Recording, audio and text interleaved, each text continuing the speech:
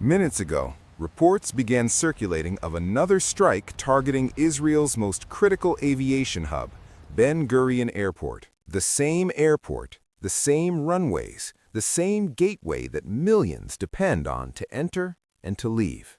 And this time, the meaning is different. Because this is no longer just about impact. It's about repetition. It's about timing. And it's about a message that becomes clearer every time it happens again. Ben Gurion Airport sits just outside Tel Aviv.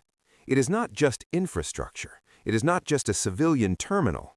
It is Israel's primary international connection to the outside world. Passengers, cargo, diplomatic movement, emergency access, everything flows through it. And now, once again, it has been placed under direct threat. This is not the first time, and that's exactly why this matters. Because a single strike can be explained as escalation, a second strike cannot. This is not just damage, this is pattern. The first strike said one thing: we can reach this location. The second strike says something else entirely: we can come back. And that changes the entire calculation.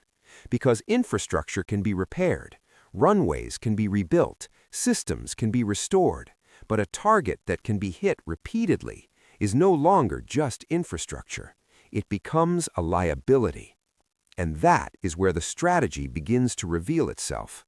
Because timing like this is rarely accidental. Strikes like this are not just about impact zones, they are about moments. Moments when attention is highest, moments when recovery is underway, moments when confidence begins to return, and then that confidence is disrupted. What does that tell us? It tells us that this is not just about physical damage, it is about controlling the rhythm of recovery. If an airport is struck once, it closes. If it is struck again, uncertainty begins. If the threat continues, stability disappears. And that has consequences, not just on the ground, but across an entire system. For civilians, it creates hesitation, flights delayed, routes reduced, plans uncertain. Every departure becomes a question, every arrival becomes a risk. For the government, it creates pressure, not just to respond, but to reassure, to maintain confidence in a system that is now visibly vulnerable. And for military logistics, it complicates everything. Air transport is not just convenience, it is speed, it is flexibility, it is reach. And when that becomes uncertain, every operation slows down. But the impact does not stop there, because infrastructure is not isolated, it is connected. Air travel connects to trade, trade connects to the economy connects to stability. And when one point is repeatedly disrupted, the effects begin to spread outward, quietly at first, then all at once.